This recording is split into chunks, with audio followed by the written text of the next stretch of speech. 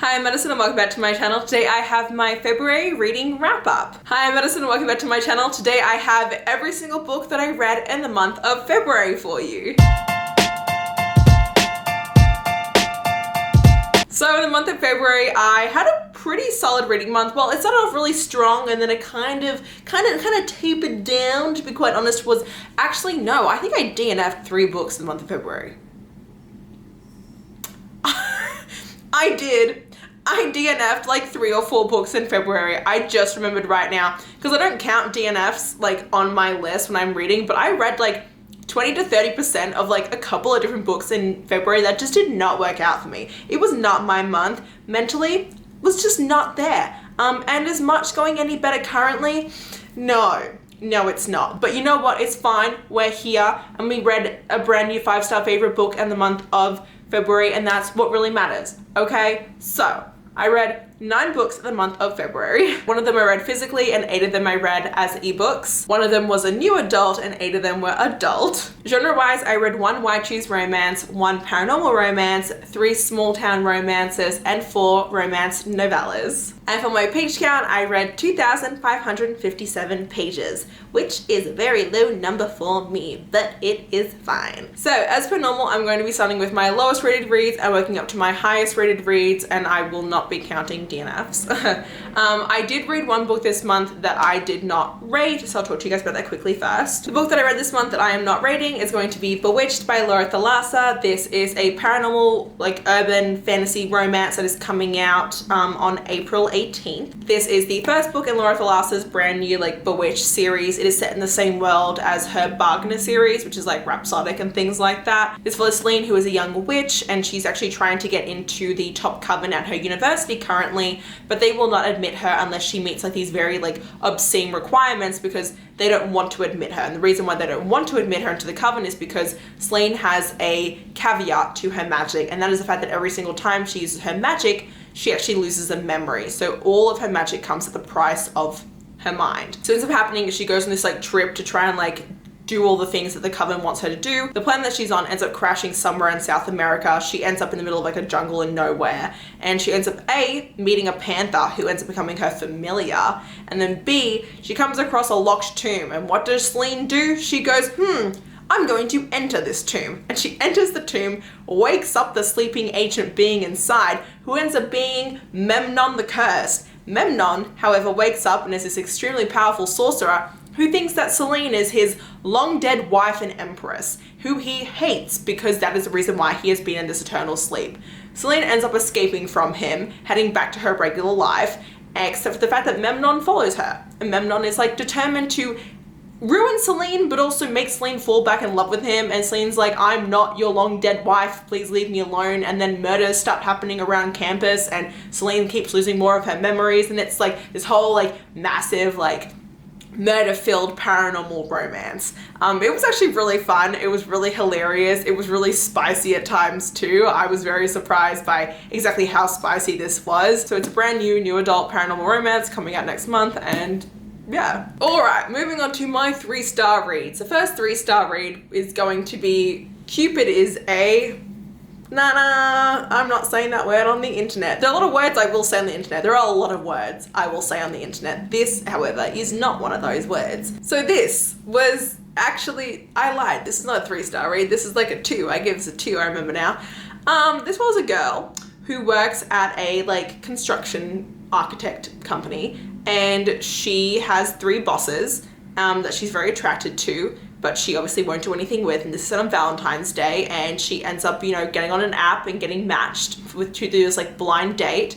And when she gets to the blind date at this like match event, the blind date ends up being the 3 guys who are her bosses at the company, and they all decide to spend a weekend away banging each other to see if something could happen, and it was just not it. I did not like it at all. It could have been something. It was just so short that I did not really get her relationship with any of the men. Not only that, but the 3 guys, they acted like they would like to share her, but then have never actually shared a woman before, and were more so like, hey, let's spend a weekend, take away all 4 of us, and at the end of the weekend you can pick which one of us guys you would like to be in a relationship with, and then it's like JK, be in a relationship with all of us. And it just wasn't no. I just was like, it's fine, I read it, it's done, end of story, you know? So, yeah. The next 3 out of 5 star read was a very mountain man Valentine's Day. Yes, that's what it was called. This was special. So this one was fine. It just had big breeding kink vibes in it, and breeding kink in a, you know, contemporary romance is just not it for me. I don't mind breeding kink when it's like, you know, in, you know, Monster Smut or Omegaverse, but breeding kink and regular people, it's just not it for me, you know? So, very mountain man Valentine's Day follows a guy who is a mountain man, and he has online correspondences with this woman. They're like email pen pals, and they've been email pen pals for like years now, and she's very determined to like finally meet him. He won't meet her. She ends up finding out his address and like showing up on Valentine's Day to like be like, surprise, it's me. They spend a weekend together and then they get married. Yeah, over the course of a weekend. And look, I get it. They were pen pals for like 5 years, talking every single day. They fell in love like that. I get that. But like to only like physically see each other for like 2 days and then decide to get married was just like a lot for me. So it was fun. But I was just like, what, bro? Okay. So we'll definitely check out more novellas from this author. This was just a bit, you know. My next 3 to 5 star read is actually very disappointing for me to say. I'm actually not excited right now to talk about this because it's Honey Trap by Tate James. No. And I adore Tate James. Tate James is one of my favorite authors of all time. Her Madison Kate Quartet is one of my favorite series that I've ever read. And I also really enjoy the Hades Quartet from her. Honey Trap did not work for me. And it did not work for me, I think, for the main reason that I didn't like one of the guys in it. And unlike her other books, which have been why choose to the extent of like 1 girl and 4 guys, this is just MFM, so it's 1 girl and 2 guys. It feels way more like a love triangle than a white shoes romance, which is not something that I'm a huge fan of. And like I said, one of the guys, he basically kidnaps her and like does really messed up, like it's just,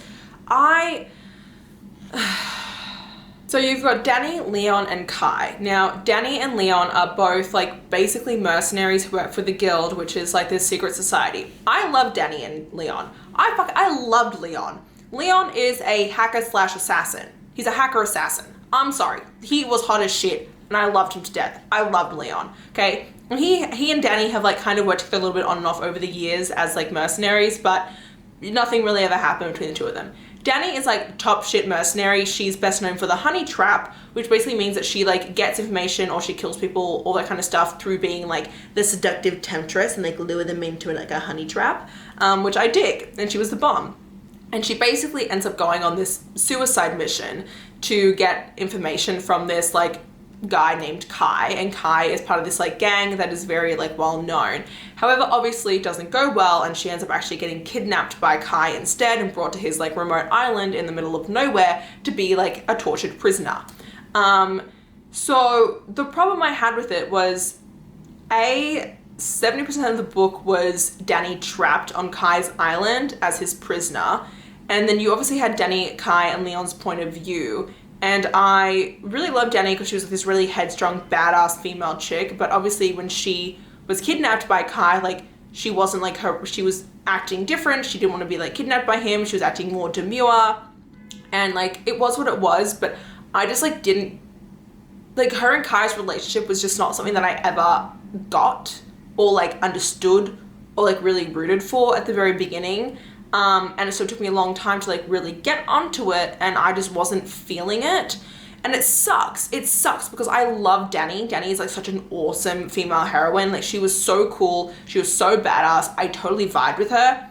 I just didn't like her and Kai together, and I really couldn't get past that. And I'm so just like annoyed and like frustrated that I didn't like this because I really wanted to. And I'll also admit, like I read this all in one night when I probably wasn't also in the best like mental state. And so I do think, you know, I read this book purely to distract me from everything shit that was going on. And so I do think that that probably also impacted my enjoyment of it, was because I wasn't fully feeling her and Kai, and then there's a lot of other shit going on, and so this book just didn't work.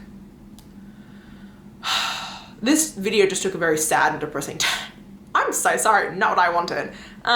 Yeah, I'm so annoyed. So I honestly don't know if I'm going to continue on with the Guild series. I might just switch to the next Shadow Grove series after that and just skip this one.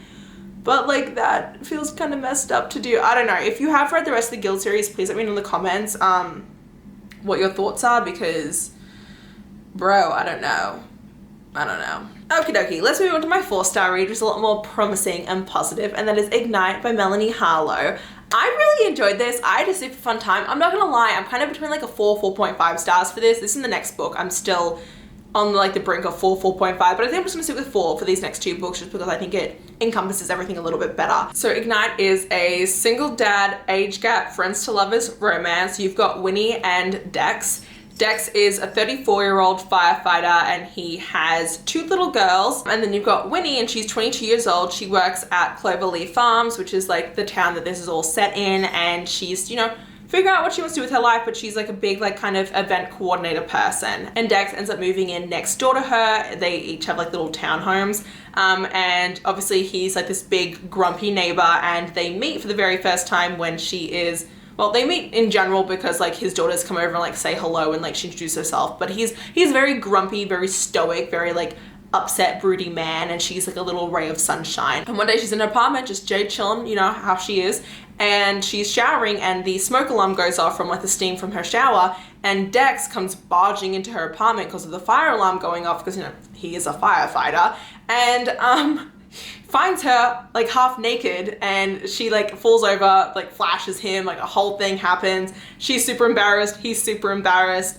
They go their separate ways. Obviously, however, though, they are in a small town and they do keep crossing paths.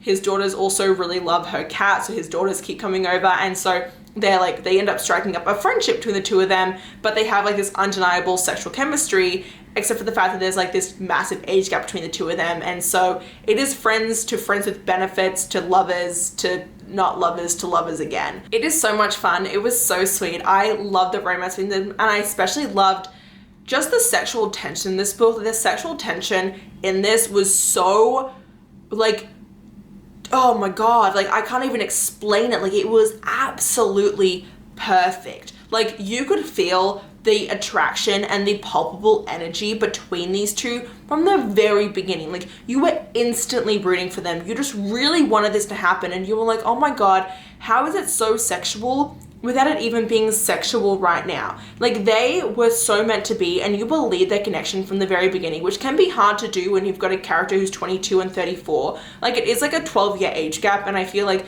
sometimes that can be very hit or miss to do, and sometimes it can seem a little bit creepy, but I never felt like an ounce of creepiness with this, which is a huge plus with an age gap romance. There is also a whole scene in here where they do the do, and he rips off her dress, and obviously like when he rips it off, like he rips it, and he's like, I'm so sorry I ripped your dress. Afterwards he goes and he sews it back together. He sews her dress after he rips it off during sex, and it's like, here you go.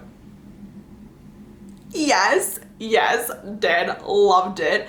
Oh my god, for me it just wasn't a full 5 stars, just because I didn't like super love the ending. I enjoyed it, I thought it was good, but I kind of wanted something a bit more from it, so it was just shy of like missing that like full obsession 5 stars, but still very good. This is the second book I've read from Melanie Harlow, and the second book that I've loved from her, so she's definitely an author that I 100% need to read more of, because deliciousness. The other 4-star read that I have that's like 4 to 4.5 that I can't decide between the 2 is Things We Hide from the Light by Lucy Score. This is the second book in the Knock 'Em Out series.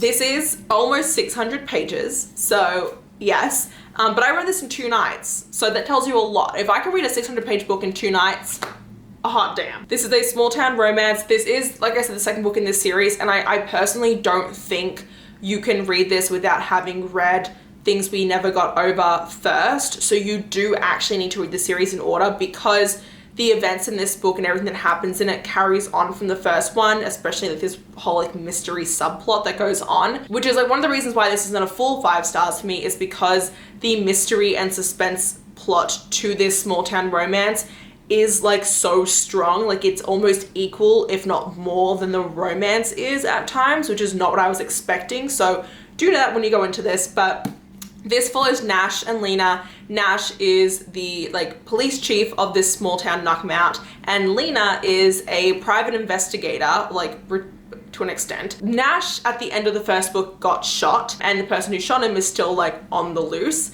And in this book, Lena has come to town because she is trying to investigate and retrieve something that is also linked to the person who shot Nash. Now, Nash at the very beginning of this book is he's depressed.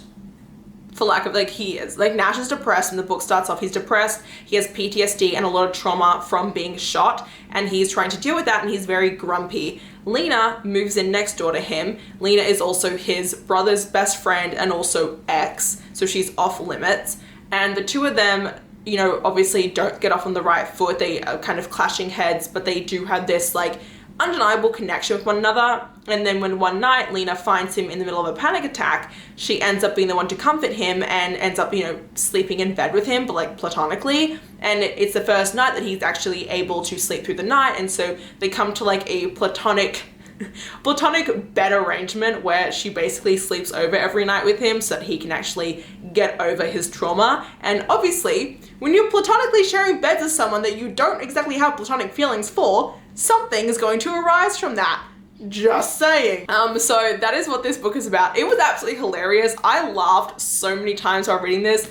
Lucy Score has got some A+ one-liners, and I just love this small town in general. I love being in this universe because, especially once you've read the first book and then you get to this next one, you feel like you know it. You feel like you're at home here, and I adore the shit out of that. And I actually found the mystery suspense plot to this to be really interesting. It kind of felt like I was reading almost like one of those like crime TV shows that I love to watch. Like, the suspense and mystery in this is so well done, but like I said, it's because it's such a strong part of the plot that it is like the most major plot line is a suspense, that it does kind of like detract from the romance in that sense. The romance is there, the romance is hot, the romance is sexy, but the suspense, thriller, mystery aspect is also very much there, which is not what you always get when you do pick up, you know, a typical small town romance. You don't think that it's going to be like 70% of the book of them like figuring out what's going on. So that was like my only thing with this. I enjoyed it, thought it was really good. But yeah, it's also slow burnish too, so yes. Let's move into my 5-star reads. The first one is going to be Cupids Peak by Jacquot. This is a Holy Nights novella set during Valentine's Day. You're following this girl who gets set up on a blind date from her twin sister. And when she goes to this blind date, it turns out that the guy is actually the guy that she tutored and had a crush on when she was in high school, who is now a star NHL player. And they have a blind date and end up getting snowed in, and things are very sexy and steamy, and it focuses on exhibitionism as the kink. Because each of Jacquot's Holy Night novellas, which are not connected, they're all disconnected, standalone holiday romance novellas, they all have a specific kink that they like focus on, and this one was exhibitionism, and it was very good, very fun public play, some really great like balcony hot tub scenes in it. It was absolutely delicious. It is actually my favorite Holy Night novella book to date, which is hard to say because I loved The Fall Leaf by Jacquot, which was her St. Patrick's Day novella last year, and this one 100% like blew it out of the water. It was so much fun. I don't want to give too much away because it is like only like 110 pages. I could gush about this and tell you every single reason why I loved it, but I would literally be spoiling the entire book for you, which is like not what I want to do because I want you to go and read this instead. It is on KU. It is 100% worth it. If you got nothing else that you're gonna take from this video, go read it. We then have Sweet Girl by Jack Whitney, which is another Valentine's Day novella. This one's a little bit longer. I think it was like 140 pages, but Jack Whitney is about to come out with a full-length novel following this couple. I actually think it comes out in March. Maybe it comes out soon because she's been promoting it. So my fingers, I'm so excited. I'm so picking that up. So this one is, it's weird because it's not, like, he is actually Cupid, the guy in this. He is Eros, you know, the god of love, but there's no like magic in it though, if that makes sense, you know what I'm saying? So we find this girl and she ends up going to this like mixer that's part of a dating app, and when she gets there she ends up instantly like getting on with this guy, and this guy is the creator of the app / Cupid.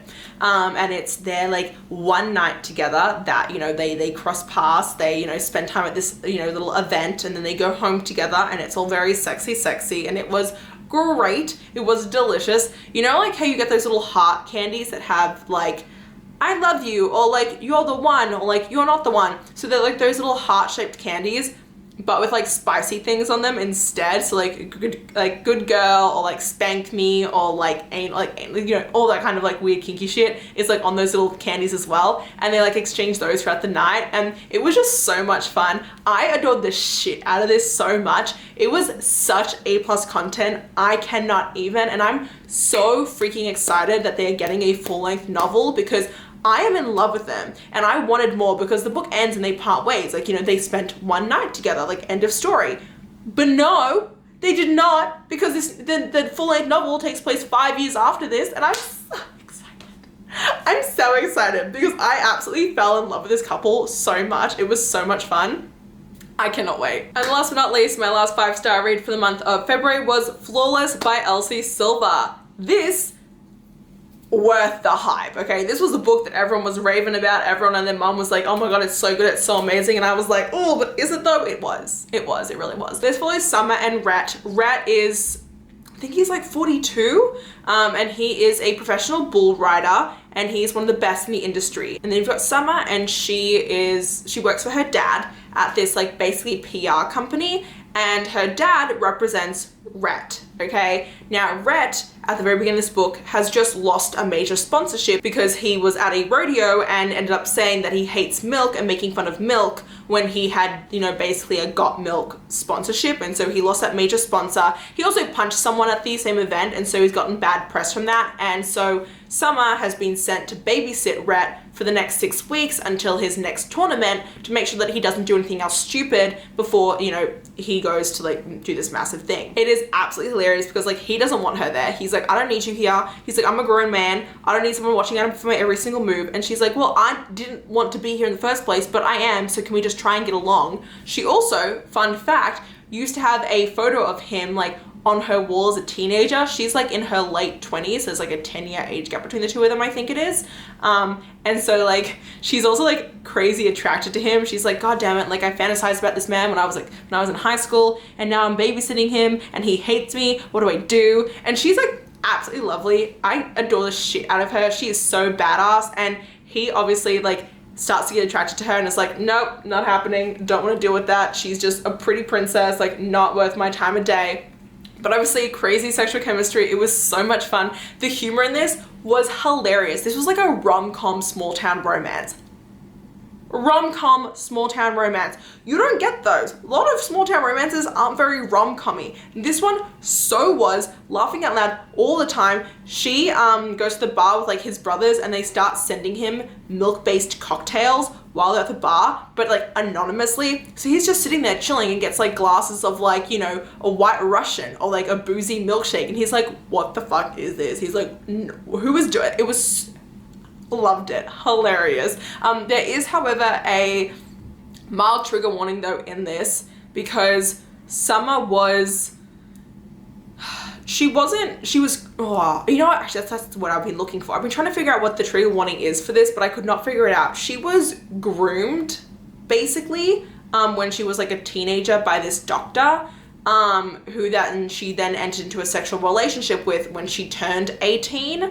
So he basically groomed her from when she was like 16 to 18, like this doctor dude, and then things started happening to them. So like, I don't really know, like it's not pedophilia, but like it's grooming, you know what I'm saying? So that is trigger warning in this. Please do be aware of that, especially when it comes to like very like mentally manipulative relationships too. So that is my one trigger warning though for this. But otherwise, super fun, super hilarious, amazing small town romance. If you have not checked this out, you need to. It is the best small town romance that I have read this year, and I cannot wait to read the rest of the series because everyone raves about it overall, and they say that it just keeps getting better and better and better, and I'm like, oh my god, hot dams. Okay, that is it for my February wrap up. If you did enjoy this video, please slap button down below. If you want to see more of me, please go to my channel and check me out over on TikTok and Instagram. And until next time, I'll see you guys. Bye.